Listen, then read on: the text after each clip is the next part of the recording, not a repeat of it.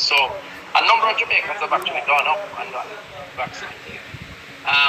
It's a global problem, and if we don't solve it globally, then all of us are at risk. So I think that general principle is being applied as it relates to vaccination. So if you go up and you get a second dose, or even if you get a first dose, we have had people who have given a second dose here.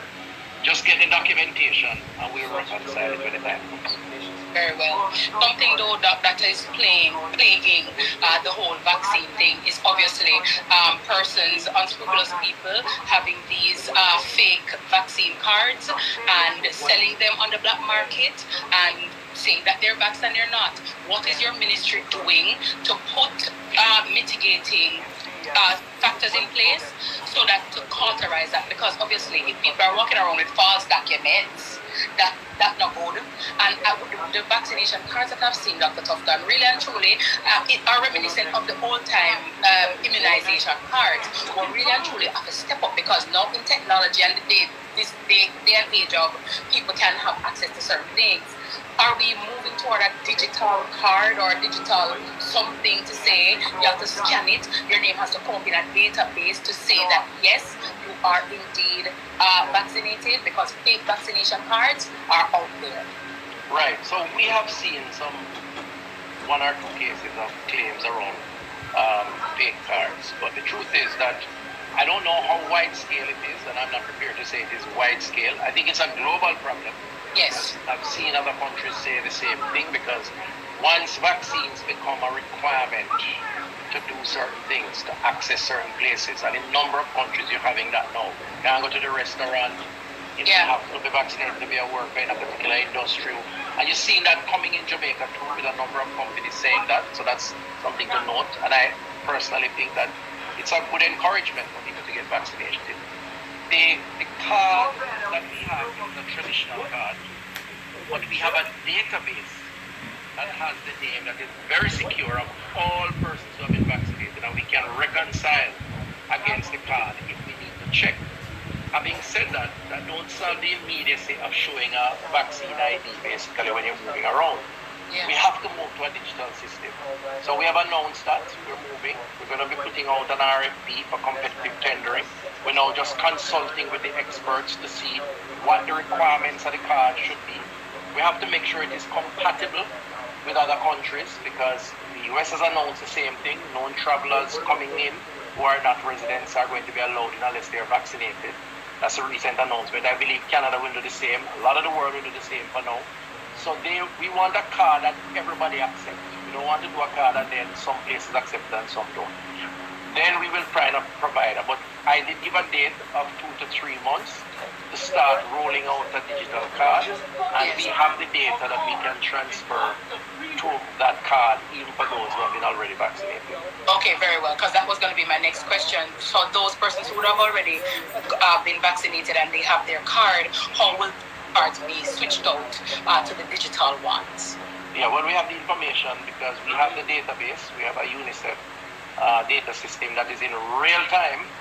So we can go on and see exactly how many people are vaccinated on the hour. And that data contains all the personal information, all the additional information. So it's really downloading that to provide, or giving that vaccine card the ability to scan to verify or validate that that person is vaccinated. Very well. As you mentioned earlier, Dr. Tufton, the US is now requiring this. And of course, said November, Thanksgiving time, everybody want to go Christmas, or come barrel of a pack and come down. Though there is no Pfizer at the moment, is the vaccination still going on right now, ongoing, where people can go? And one of the complaints that I've read is that a lot of people are saying there needs to be more vaccination sites, especially in rural Jamaica, where persons can access the vaccine. Some people, it's not that they don't want to take the vaccine, but which part of the place that it's so far, I can't reach it, or by the time I reach it, they're turning me back. And I've heard too many instances of people being turned back from vaccine sites, and to me at this time, that is unacceptable. Right. So there are a couple of things you raised, and I really appreciate raising it, because it's right, you're right. Parts of the population have been asking questions. We have about 40 sites that are open on an average day across the country. Some of these are fixed sites that they don't close. I mean, they're predictable. Every day they open between the hours of 9 and 4 or 9 and 5. Some of them are variable sites when we're doing activations in communities. So the Prime Minister has been in communities. I have been in others with the MPs, civic leaders, the church-based groups. And we set up temporary sites. We've had one at Megamart, at Fontana, and that as examples. And so those will change from time to time, and we promote it in that community where it's going to take place, not nationally. And then in addition to that, we've added some private companies.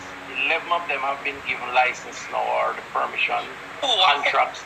I don't have all the names now, but I know Fontana Pharmacy, which has 6 locations, is one such. I know Medical Associates, the hospital. I know a number of the private hospitals, a number of doctors' offices.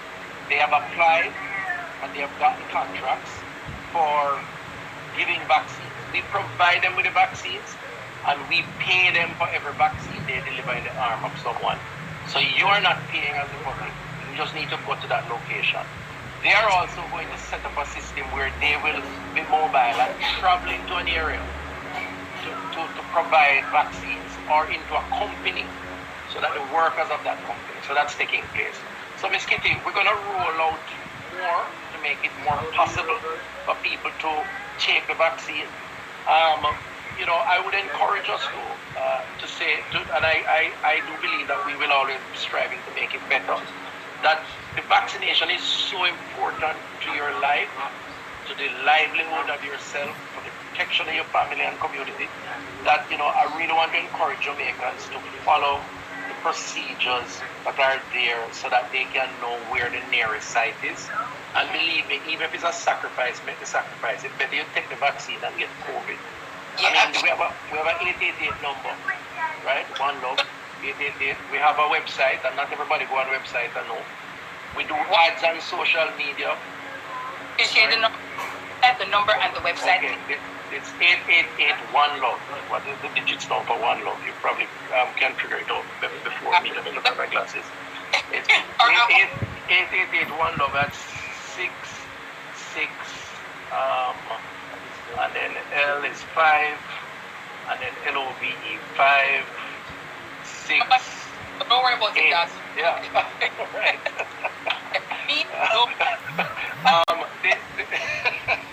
The website is the ministry website, which is www.mow.gov.com. So once you go on the Ministry of Health website, you give you that information. But we're doing social media ads, we're doing newspaper ads, we're doing radio ads. We will always fall short in some cases because we're not perfect. We're trying our best to make it work. We're asking Jamaicans to make a little effort and meet us partway, because this is about your life, and it's so important that we understand that you're not likely to get the vaccine taken to your doorstep, although we do offer that service now to shut-ins.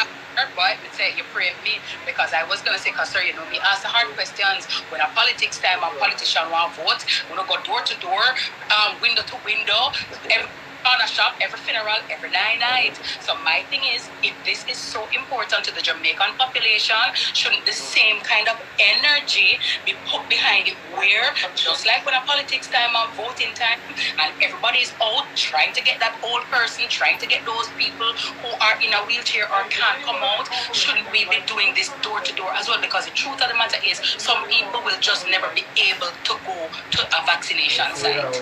Agreed 100%, and I do agree with you that we have to go door to door, and we're trying to do that. We have employed community health aides who are doing house to house. I mean, I've been in so many communities. The members of parliament have been resourced, the councillors, the elected officials. We're working again with the civic groups, the churches. So you're right, it's going to require a national mobilization, the likes of which are only compared to the general election. Yeah. To get to the numbers.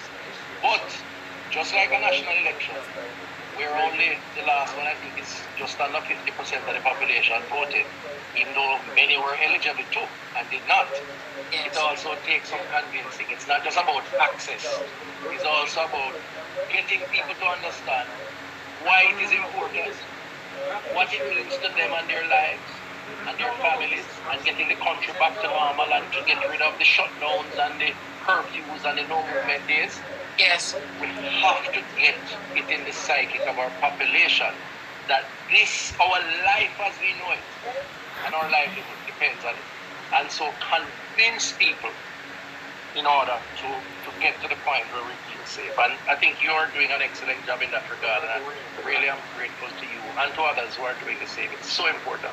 You're most welcome, sir. And as I said, just to make it clear, let me say this unequivocally. I'm not being paid. I'm not being recruited. I've not got a dollar. I don't, I'm nothing like that. This is based on, as I'm saying, because I caught COVID and what I went through the valley of the shadow of death, I don't wish this on my worst enemy. And so I'm not forcing anyone to go and take any vaccine. But I'm here to tell you what can happen if you don't. And just for you to bring it to your attention that this thing is real, this virus is real, and the vaccine may just be your way out in terms of if you should catch it, because the vaccine does not prevent you from getting COVID. However, if you should, it will help to mitigate serious illness, admission, as well as death. And to my mind, I think if you can prevent me from dying, I'm gonna take that. A seat belt does not stop a car from meeting in an accident, but it will help you not to go through the windscreen, break your neck and die. A bulletproof vest does not prevent a policeman from being shot, but it will help to mitigate, if he should get shot, the damage that he might receive. There are planes that fall out of the sky and crash every day, but because planes crash does not mean that flying is wholly unsafe. And I wanted to say to you, Ms. Kitty, the second part of your question about if we have vaccines, now it's very important. I missed that. We have over 500,000 doses of vaccine in storage now. And these are vaccines that are safe, properly stored, have a long time to expire, or long enough. We have AstraZeneca, nearly 380,000 doses, and we have Johnson & Johnson. I think it's probably 100 and almost 200 plus thousand. The Johnson & Johnson is a single dose. Yes. And we got Johnson & Johnson because we know some people don't like the needle. Yes. And it's equally effective like the others, and that's something I need to emphasize. And of course, the AstraZeneca is the old faithful. I took the AstraZeneca. That's the one we got first. It works, and it continues to work. Of course, that's a two job. So Jamaicans should rest assured that we now have vaccines.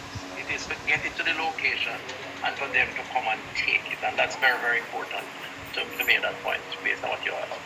But as you said that, Doc, and thanks for clearing that up, something though that rubbed me the wrong way, and quite a number of Jamaicans as well, was the fact that quite a number of vaccines had to be dumped recently. And I'm saying to myself, no, this don't look good. If we're asking people to, through different channels to send vaccines here and we procure them, at this psychological moment and at this time, how is it that we're in a position where we're dumping so many vaccines? Why wasn't there a plan put in place to get the vaccine, to get those jabs into arms and get them out? We're not in a position, we don't have it. We're not in a position to be dumping vaccines like that. And to me, the international community looking on might be thinking, but hello, Jamaica, we just send some vaccine, as soon as we make it waste there and we're going to dump them. I don't know, the mechanics are not lining up to me. Well, I think it's an important point to raise, and I fully understand why many Jamaicans would be upset over it. I am upset over it. I am disappointed that we had to dump 55,000 doses of AstraZeneca vaccine.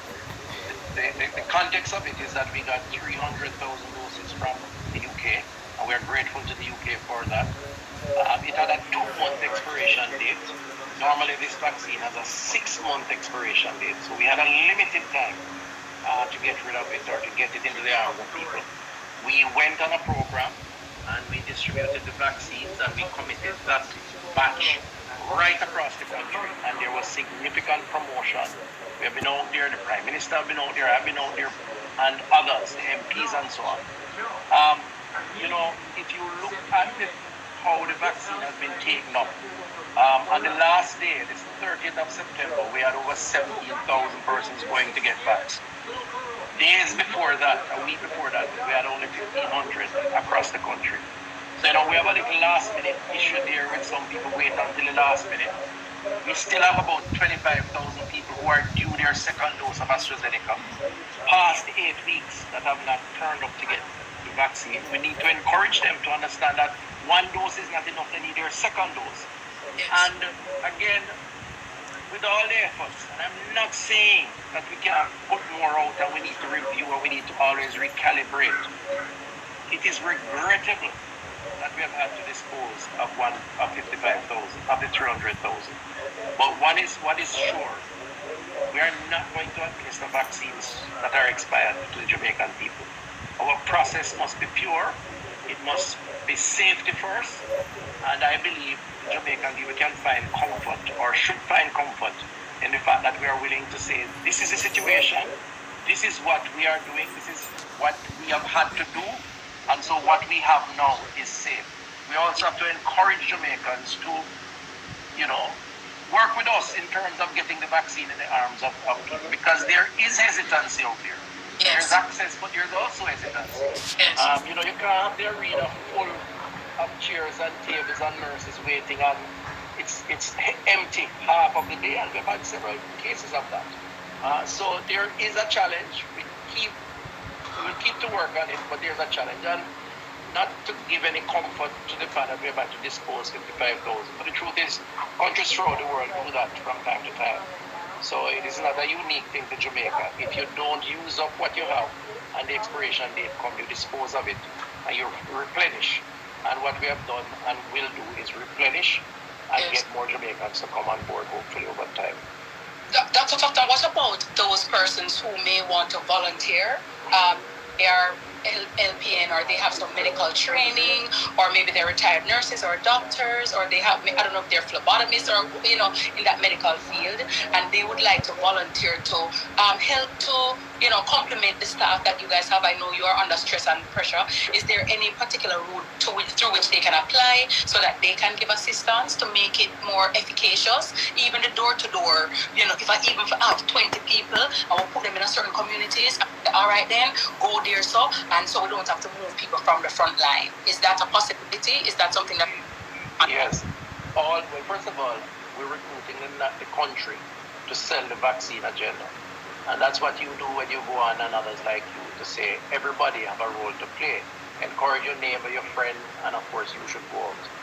From a specialist standpoint of nurses who are retired and so on, we advertise and we continue to recruit nurses, doctors who want to come back into the system even on a temporary basis, because the bottleneck in the vaccine program is the vaccinators, the people who will apply the job. It needs training, and we now have a number of retired nurses working in our hospital system and helping. The regional health authorities have been told to hire these people on a temporary basis and deploy them as necessary. The private sector firms that we have now contracted with, my understanding is that a number of them are looking for people to assist. I know that Fontana, for example, is recruiting nurses now to do the vaccine program. I'm giving them a little promo right here. If you have the qualification, you can get in touch with a hospital in your community and let us discuss how we can engage you, because we do want all hands on deck, as you have said. Absolutely, and we definitely need it, and we really encourage persons who are so inclined to go out and seek that. But Dr. Tufton, something that has also been on the minds of many Jamaicans, we've heard a lot about the deaths and the despair. When you watch the news, and even during my time of COVID, while having the virus, that was one of the things that really scared me about the oxygen shortage, about just the death and despair. I remember a lady on the news losing 4 people out of her family, and just people dying left, right, and center. The question is, have we sorted out that oxygen issue and oxygen shortage issue? Where are we now on that? As well as, has there been any vaccine deaths in Jamaica? On social media a lot, which is a area for a lot of misinformation and truth. Persons have made allegations that persons have died because they've taken the vaccine. To your knowledge and to that of the ministry, has there been any death linked with persons taking the vaccine and dying as a result of taking the vaccine. Okay, so you raised three issues, very important. First of all, you're right. COVID is a lonely experience. I mean, my position my position that I have as minister has brought me into COVID wards, risking danger to myself, but nevertheless, my duty to see the experience. And you can see fear on the faces of those who have had to deal with this in an isolation ward with the oxygen mask on. Even those who are treating them, you can see it. So it's not, I don't wish it on my worst enemy, as you have said. And I fully appreciate those who have been through it and survived. Many have not, unfortunately. Oxygen is an important input to COVID treatment because it gets into your lungs, pneumonia normally occurs, and the breathing becomes a problem. And so you have to get assistance in breathing.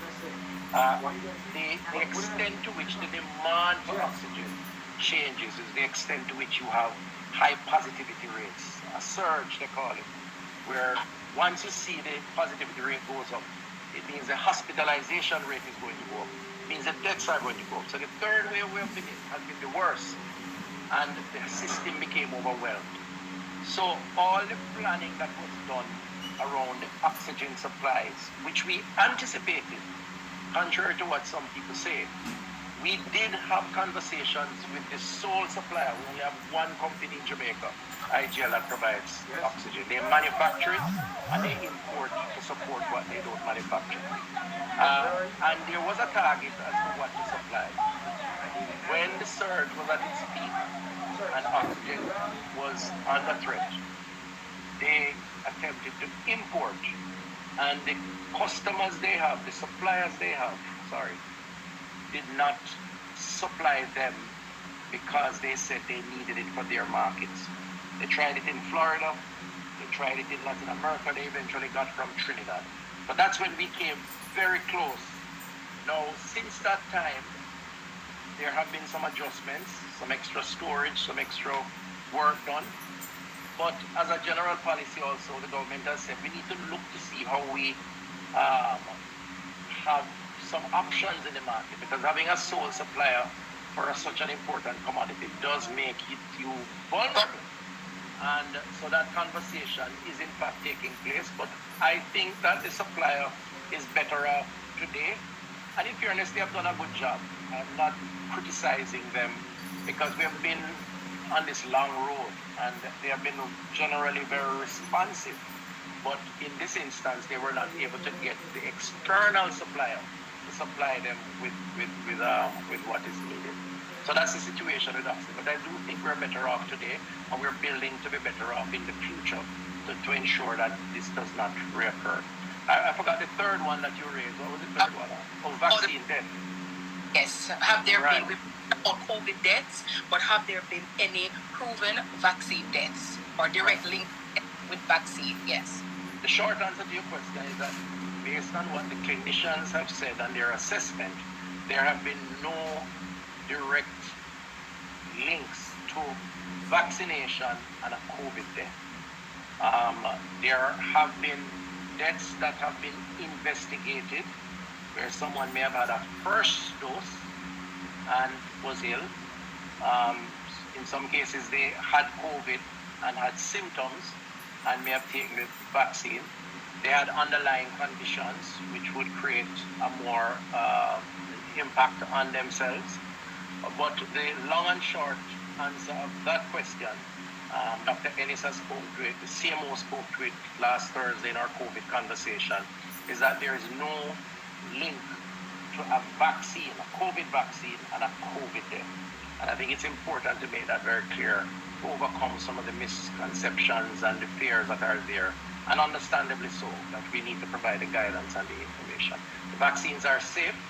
No vaccine is brought to Jamaica unless it goes through extensive clinical trials. And 6 billion doses of vaccines have been administered throughout the world. So the vaccine were killing people, half the world probably would be dead. And in case of Jamaica, as you know, over 750,000 doses have been administered, some single, some double. And, we are here, including myself and so many others, yourself and others. Very well.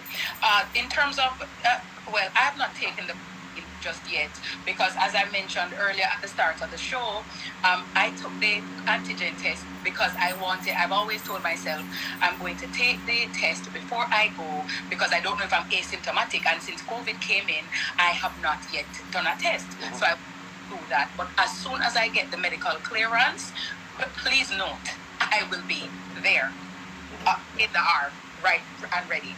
But on the heels of that question, Dr. Tufton, I'd like to ask, would you and the ministry encourage persons who, before they take the vaccine, to get an antigen test done just to see where they are? And is this something for which the government could provide for free? Because I would not want for a citizen to be asymptomatic or be seeing symptoms and not sure, and because they want to go take the vaccine, they go and take it and exacerbate the problem and have an adverse reaction. Should persons take an antigen test before getting the vaccine? And is the government in a position to provide this for free for the citizens? Well, let me just say, obviously, not being a non-clinician, but listening to the advice of the clinicians, the CMO in particular and others, it's not necessary to take an antigen test. And indeed, the vast majority of persons who have taken the vaccine did not do a test before. There is a process, however, leading to the test at the site where you get counseling around your particular health status. Do you suffer from any of this, any underlying conditions, hypertension, that kind of thing. And indeed, in some instances, I've seen, particularly for seniors, where their blood pressure has been checked to see, the extent of the pressure at a particular point in time. I've seen persons even being told to wait because sometimes people come to the doctor, they get prayed and the heart rate start beat right away before the doctor check them. Right? Can I just go like? Yeah, I'm like that. Okay. And as soon as I. Oh my God. Yeah. Exactly. So you want to calm them down a bit, which is why the wait is important. And then you provide the vaccines and then you observe them because the 20 to 30 minutes after you apply the vaccine, it has an effect. And you want to make sure that effect is not a negative effect, which is why we go through a protocol, which is why, by the way, Ms. Kiki, you didn't ask this question. The average wait time for a vaccine process is about 2 hours. And sometimes people complain. I know some people wait 3 and 4. But if you wait 2, it's efficient. Still, because the counseling before, application and then the wait, that alone can take up an hour plus. And depending on the doctor's judgment, they may make you wait even longer. Yeah. So once you go through that, you would have fulfilled that process. But the antigen is optional. If persons, I like to tell people that if you're not sure about your status, whether you have had COVID or you have a particular condition, just go see a doctor and ask them for their opinion. I mean, everybody have a doctor, access to a doctor. Whether you go to the clinic or you go to your private doctor, ask them what they think. They have a history of your health profile. They can advise you. But I don't think it's necessary to do the antigen, but some people may. Yeah, because the truth is, most Jamaicans, we go clinic, we don't really have a doctor, we don't know the doctor, we don't know nobody. We don't really go to hospital until it reaches to the nitty-gritty and don't. So we don't know that real doctor something there. But it is important that we at least try to have a doctor's number or know somebody just in case you have a problem or an issue, you have somebody on whom you can call. Regarding the vaccine now, doc, and somebody like myself who would have caught COVID-19. This may be outside of your purview, but I'm going to ask it anyway. How long we wait before we become eligible to take the vaccine? Right. So I've heard different positions on it. I mean, I've heard it said that as long as you get better from COVID, as soon as you get better, some people have said wait a month or 2 months. The truth is, I am sure there are persons who may be asymptomatic They have no signs of COVID. They have had COVID and they have taken the vaccine and it has not affected them. So that's possible too. But in your case, for example, are persons like you who have actually been sick from COVID, had to recuperate, take treatment. Your doctor's advice probably is the best advice to take, rather than to set a standard to say 2 weeks, a month. Or just it's in Google, because so much people are Google and YouTube, Google. So I think you're doing the right thing. You say as soon as I get clinical clearance, yes. That's the right thing. Just talk to your doctor and let your doctor advise you. Amen. To me, life and more abundantly. And I know most people say that too, but we want to make sure that we're on the right path. Another thing though, Dr. Tufton has risen to the fore is vaccine politics, where some countries are refusing to acknowledge some vaccines. And herein now lies the problem, where in your country you may be fully vaccinated, but you then travel to another country and they're saying that they don't recognize that vaccine. As a country, are we dealing with that? Because I know, for example, I have seen where, for example, certain overseas countries are not accepting AstraZeneca. They don't regard it. Some are saying that, okay, the Pfizer, because it is FDA approved. So the politics of vaccines is now a real thing as to which is efficacious, which is real, and which we're not accepting. We don't want any inferior, in quotes, vaccines here, because many Jamaicans are global citizens. We have to travel, and we don't want, when we go to these countries, they're giving us the side eye and sending us back home. To that extent, how is Jamaica treating with vaccine politics and the vaccines that we... Right. I call it vaccine diplomacy, and it has always been with us. Vaccine politics. But I agree with you. That's what it is. This pandemic has taught us many lessons. I've certainly learned a lot over the last year and a half. I've probably aged a lot more, but I've learned a lot at the same time. And part of it is the extent to which countries defend themselves first as their obligation, and larger countries with the resources most times cater to their particular needs and their own self-interest. The truth is, we have seen where vaccines have been bought and hoarded, stockpiled. We have seen countries buying millions more, multiple times their population. And then, of course, we have seen giving of vaccines. And in that case, the recognition of vaccines as to which one is the authentic one or which one they'll recognize, which is the latest that we have seen in Europe or in the UK in particular.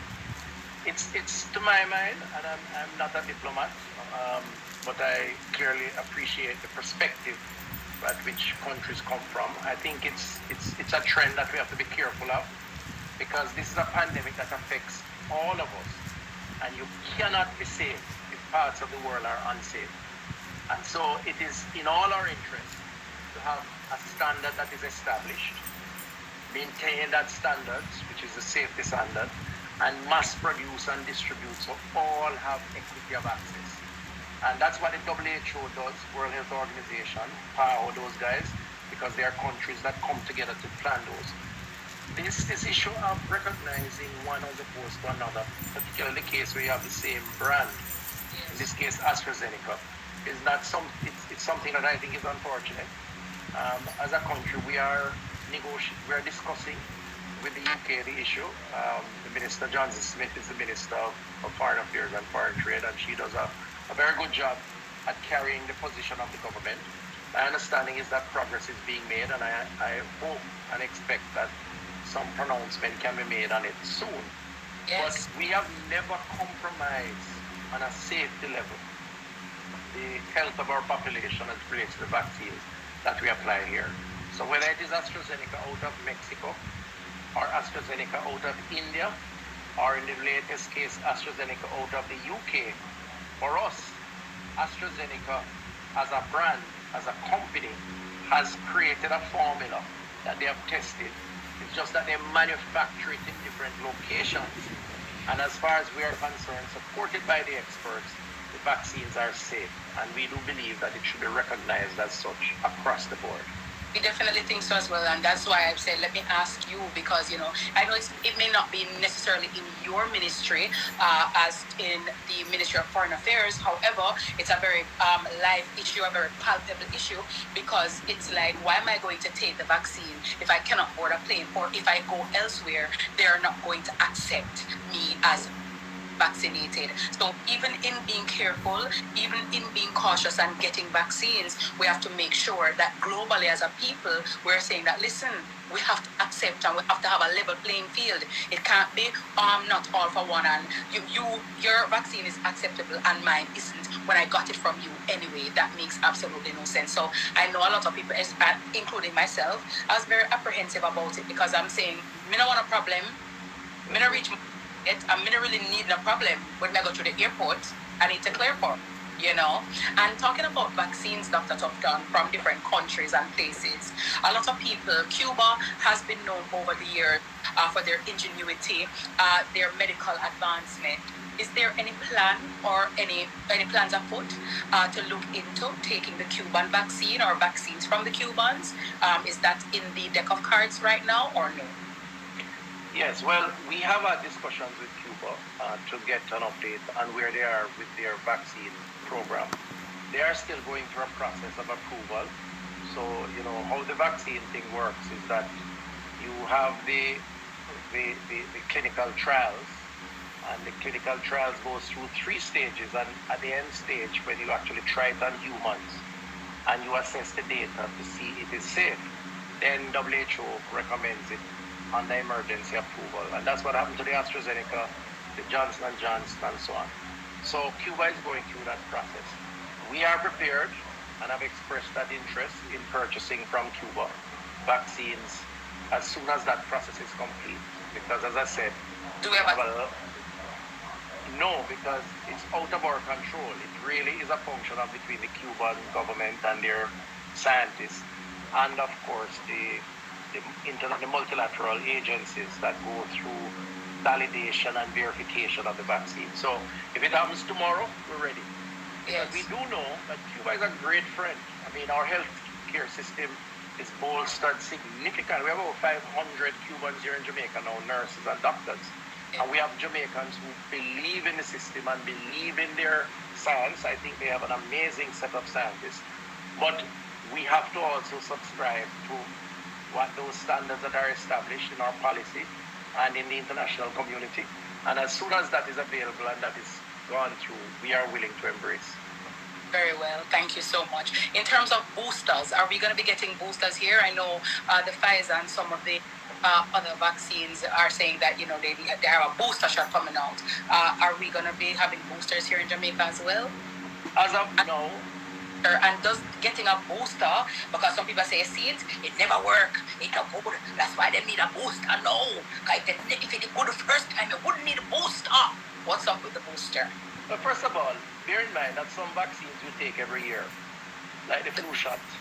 So, I mean, the science of the vaccine is that you measure its impact, effect, and variations will take place, and you have to determine at that time whether you need a booster. The challenge with COVID is that COVID is new. While they have been researching COVID-related, SARS-related vaccines from 2008, and they have built on it to get where we are now. This virus also mutates, and there are variant strains. So you have the Delta strain in Jamaica, you have the Mu strain, and depending on the strain and the mutation, it could change its characteristics or features and have different impact. So you have to constantly monitor it, which is why it's so important to get everybody vaccinated so it doesn't promote a strain.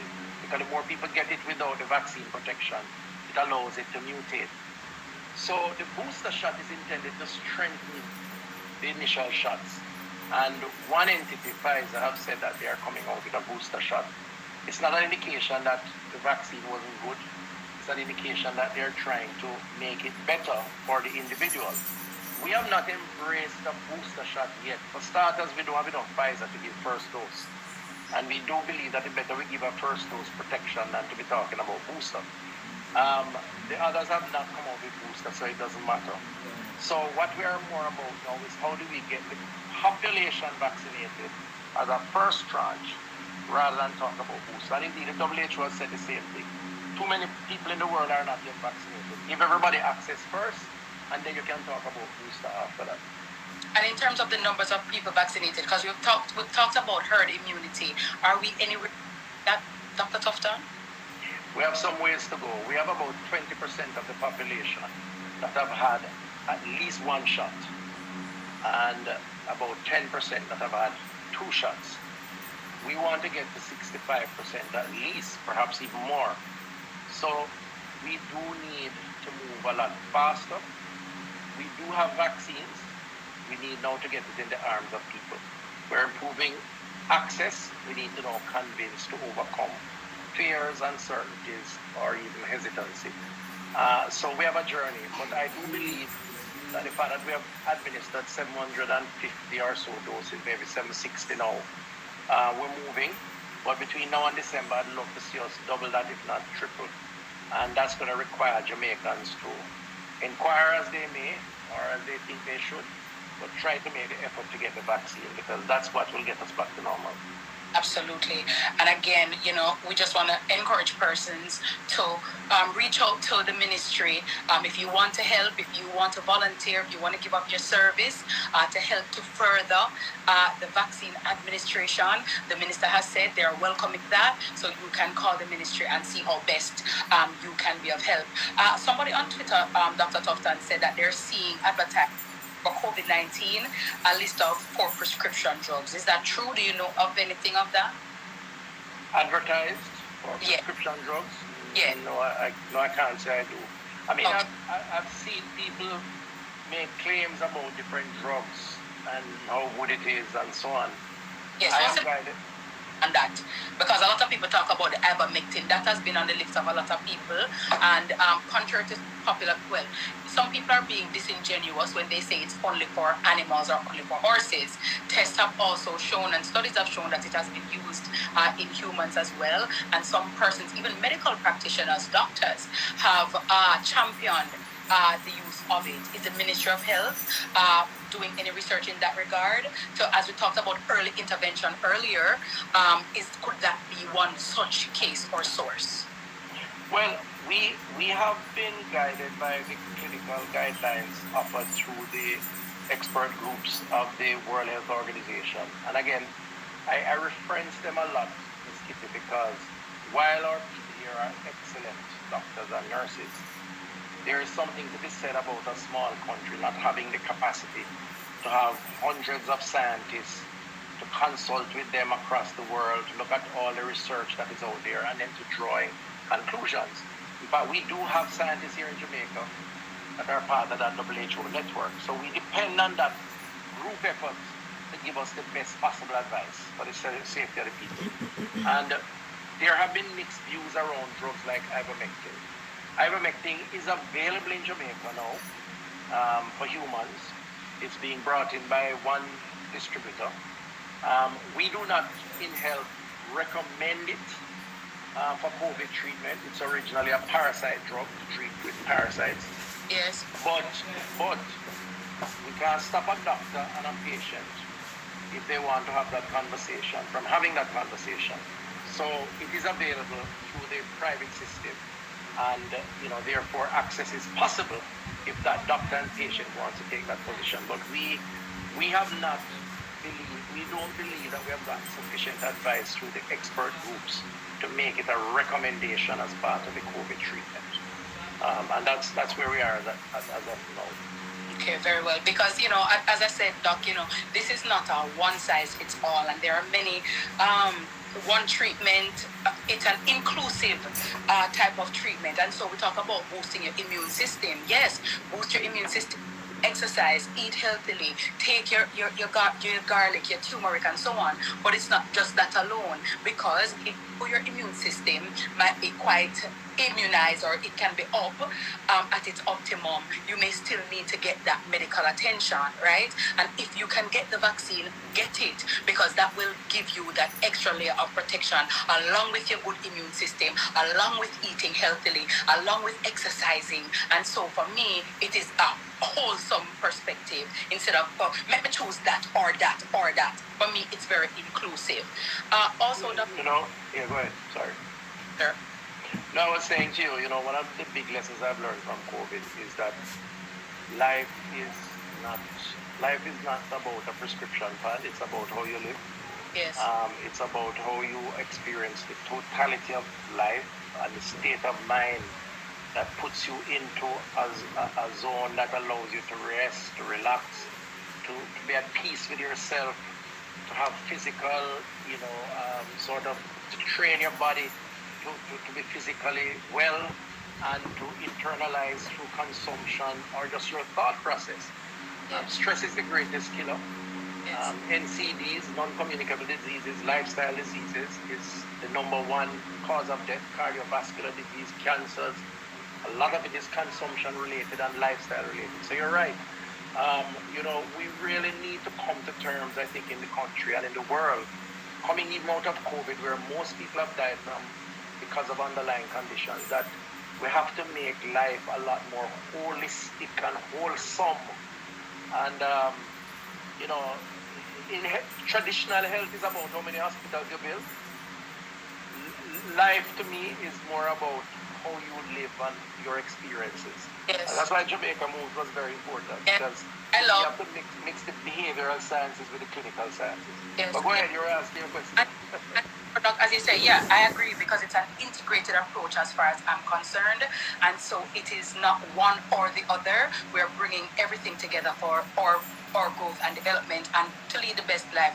Because the truth of the matter is, guys, if we don't pay attention to our wellness, we'll be forced to pay attention to our illness. And so the little that we do and the things that we eat, the things that we cannot just eat for belly full, we have to eat for life. Nobody now say you have to lift up 20 pounds every day, but get moving and let us do something and reduce stress and stressors in our life as we know it, because all of those things come together to make us healthy or unhealthy for that matter. But Dr. Tufton, when we look and we see in the news, and my heart goes out to their families and condolences to all of the families and friends and colleagues of the nurses or doctors, frontline workers who have died as a result of contracting COVID-19. However, we're seeing a lot of that recurring. Is the ministry at a stage where you can say that from doctors or nurses on the front line or workers on the front line who refuse to take the vaccine or don't choose to take it, can they be removed from the front line? Because I think it's almost tantamount to suicidal if you're on the front line working with, being exposed to patients with COVID-19, you are not vaccinated. Do you belong on the front line? Where is the ministry on that, as well as mandatory vaccination? Well, first of all, I'm really saddened when we lose one of our frontline staff members to COVID, knowing that they have dedicated themselves to the COVID fight and to saving others and have become victims of it. Over the last week, we lost two. We lost one person at Maypen Hospital and one at KPH only a day ago. I think it was last night or the night before. And I really want to, as you have said, express our condolences to their families and friends and to the staff of these institutions. It brings home sharply the dangers, the risks that these people put their lives at to save others. And they really make a sacrifice, and those who pass pay the ultimate price for making those sacrifices. And we really have to recognize and celebrate them as our heroes. The challenge, of course, it remains that some do so while giving the best opportunity to themselves by taking the vaccine. So it's not just in the PPEs that they wear, the mask and the gowns and so on, and the sanitizing, but they take the vaccine, and the vaccine gives them that. And I think we have about 60% or so of our frontline health staff who have in fact taken the vaccine. But there's another 30 to 40% I'm told, that are not or have not. And that is a real dilemma for me. I agonize over it as minister, as the chief policymaker. I've tried to encourage, to convince. We've had meetings with the associations, with the membership. We've spoken to the leadership at the level of the institutions. For whatever reason, some do not think they need to, perhaps because of their training, they feel like they can protect themselves. Some may have a particular other reason. The question is, do you be rigid sufficient to say you can't work in this institution if you're not protected, as some countries have done? They can work in the institution, but not necessarily on the front line. Right.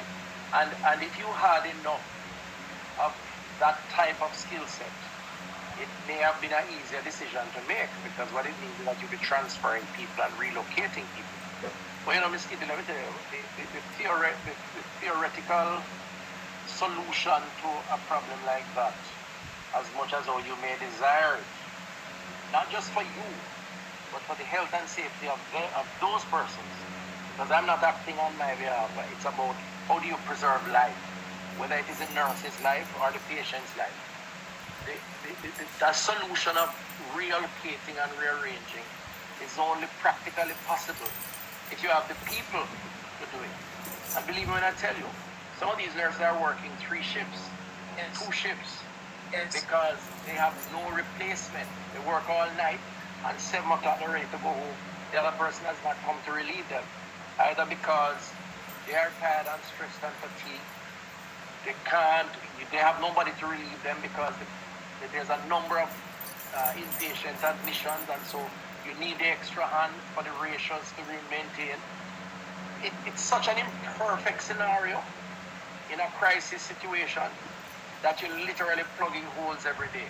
And I don't think enough of us, unfortunately, understand and appreciate it sometimes when some of the demands are placed on us. Now, I understand that when you don't know, then those questions will come up, but it's hard to mandate get the vaccine or you can't work with this hospital when you need another 15 because you only have 10. Yes. Because you might end up lose 4 and you only have 6. And more people are going to die for it. So what we try to do is to use moral suasion to say, this is in your best interest. What is the problem? What can we do? And if we can shift people, we'll shift them around, so we don't want to lose anybody. The government will have to decide how it proceeds going forward. And the issue of mandating, as you have asked, is a real issue. In that, if the society is at risk by the actions of some, and it places the entire society at risk, then we may have to look at how we take decisions around the greater good.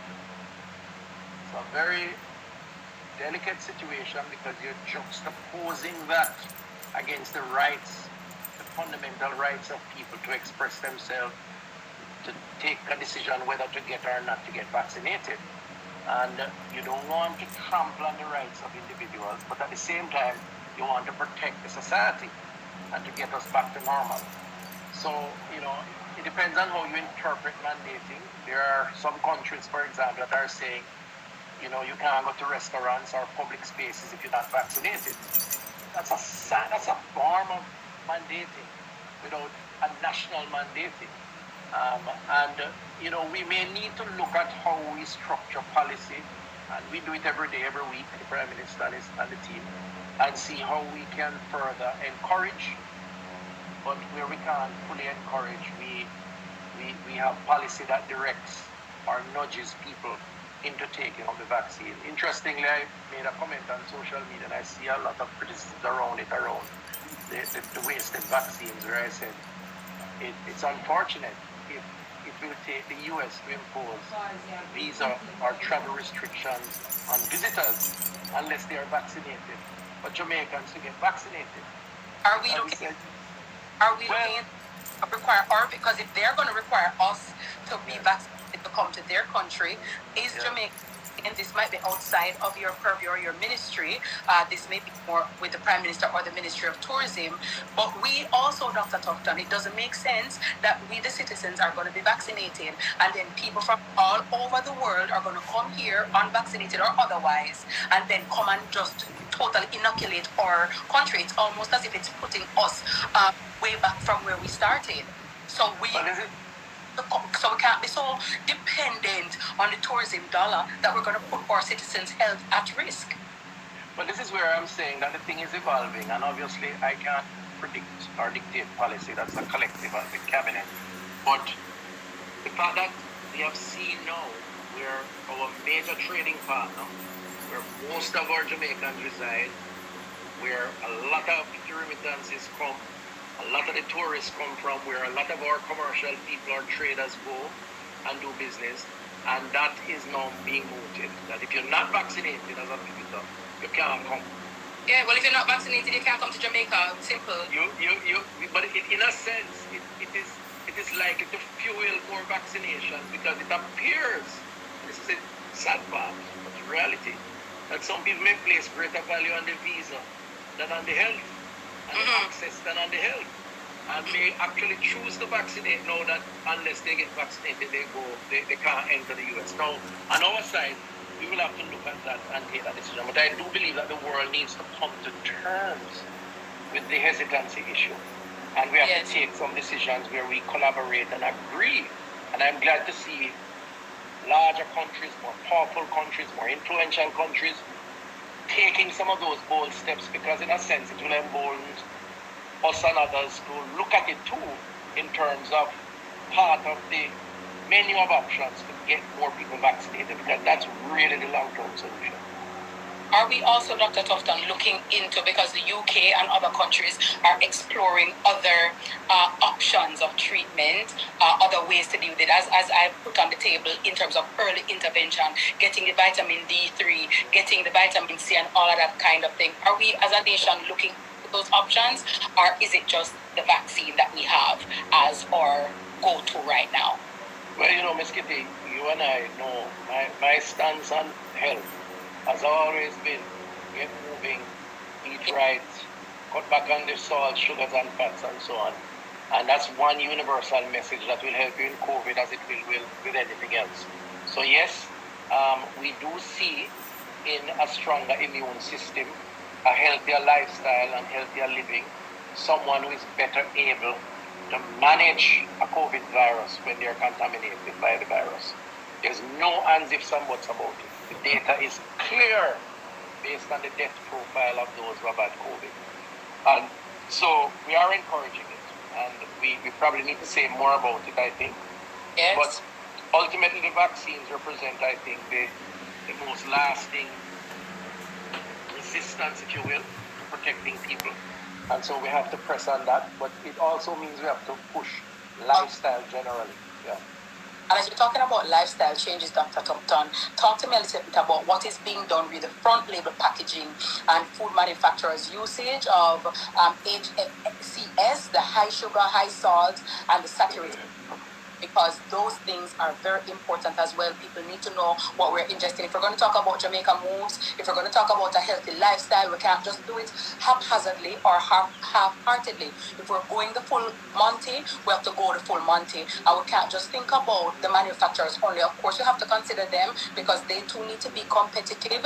They too need to make a profit. But the health and wellness of our people should come first before people's pockets.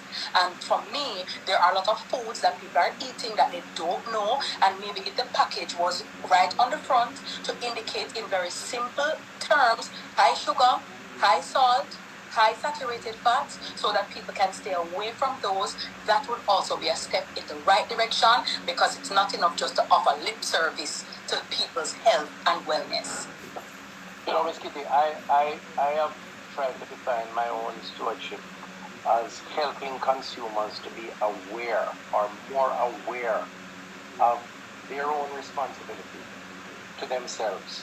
And part of that is to be aware of what they do, their consumption habits, the foods they eat, the impact of that on their bodies and their vulnerabilities to health situation or to sickness or disease. And so you're absolutely right. We are all for taking steps to give consumers as much information as possible on the foods that they eat. And the front of package labeling is one such way to do that, in keeping with the fundamental rights of our consumers, our citizens, to have good health. And so we have mooted this front of package labeling. The government is for it, the front of packaging. The issue now is, what does that front of package label look like? Yes. CARICOM has a view, and I've advocated that view based on studies that have been done, which is the black octagon approach. Yes. There have been some mixed views on that. Industry has their own perspective. I think it's important for us to pull industry in with us to understand why it is important. They speak more about cost. My thing is the bureaucracy and the red tape and the chatting and the meeting and the over there, so over here, so we don't have no time. The virus has shown us we don't have time for all of this talking and the yipping and the yapping. Let us get serious. Let us get about it. Because at the end of the day, the meeting, the bureaucracy, and the go back and the forth and over there. So, and this is not my department.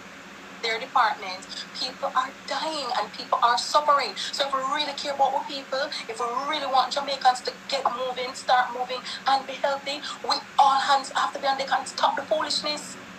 But I tell you, if I could wage a magic wand and get it done tomorrow morning, I would. Unfortunately, we have a system where we have to consult, and that's a part of the government bureaucracy. And that consultation is taking place. Where we are now in cabinet is that we have said yes to front of packaging. It is the type of packaging, and what we are now moving towards is to meet to decide on that type. So it's about industry and health. You want me to carry to the meetings? You can carry to the meetings. I'd love to carry to the meetings. So you sound like you can sell ice Eskimos. No, but you motivate, and that's good. That's very good. No, but we do. Can I tell you, your voice is important, because every day people listen to you. So I am seeing you as part of that advocacy. So what you need to do is to arm yourself with that information, and let's go out there and talk, because we want all hands on deck. So you are already there in the meeting. I am here. I am a Jamaican. First of all, I'm a Jamaican. As I tell people, I'm not aligned to the JLP or the PNP or NEP. I'm a Jamaican. I'm a human. I want the best for my country. We're all here. Not everybody has ideas or plans to run off to another country, and there's nothing wrong with that. Some people have to choose that. But some of us will want to live here, raise our families, and do business. However, it must make sense. And you want to live somewhere where I can buy food, I can buy the right grown provision. A restaurant and I get in a tubs of vegetable, or the vegetables are so expensive people can't buy them. I remember when you were Minister of Agriculture and you were pushing the cassava thrust, and that kind of thing, and eat more bammy and the cassava and plant it up and do those things. We have to get people involved, but we need to do it in a meaningful, consistent, and sustainable way. It doesn't make sense to come with a PR blitz this month and it's all great, lovely, and then you don't hear anything about it after that. And as again, I'm saying these meetings need to stop. It cannot be that the bureaucracy and the red tape is causing our people to choke and to die, and then we offer lip service and say, oh, well, we mean them well. No, we don't. We need to be efficacious, we need to be expeditious, and we need to be fervent and do what is best in our Jamaican interest. As again, when it is election time, everybody out in their numbers, everybody pull out, everybody show out, everything just work like clockwork. It needs to work like clockwork now too, so that everybody, the poor man, not just the rich people alone, but the poor man too, the man who may not have a lot of money at his disposal, can still eat healthily, still feel good, still feel stress-free, and still feel a part of the process. I'm with you 100%. We have to take the message to the ground and work with people at the community level. And I try to do that. I mean, it's not always easy, but I'm not an office minister, as you know. I'm always out in the field, because that's where the real McCoy is. That's where the real issues are. Yeah, we have to keep at it. I have to talk less and do more. But Dr. Tufton, I know you want to go, because again, we right now easy. I've got at it up on these things. Or maybe a bulgur, because bulgur. Hey, hello, somebody. Hello, out with the white rice and in with the bulgur. Hello, with the wheat flour and the spelt flour. Somebody talk to me. Guys, make sure your plate look like the rainbow, right? If it's too white, it ain't right. It needs green, it needs to look orange, it needs to look red, okay? So all with that, that's something that will paste up your belly. You know the thing about the flour we used to eat? When they paste up the toast up on the, oh my God. Can you imagine? Hard? No. So the spelt flour, guys, the wheat flour, right? The bulgur. I learned about bulgur since I've been on my health journey. But never know about bulgur before. And listen, I make bulgur porridge. And by the way, sir, I make the meanest bulgur porridge. Can I tell you? I'm that girl, right? Right? My saltfish, I'm that girl right now. Let me just tell you, okay? My salmon, I'm that girl right now, okay? My vegetables, I'm that girl. So guys, make sure your vegetables are up and up. The quinoa, listen to what me I tell you.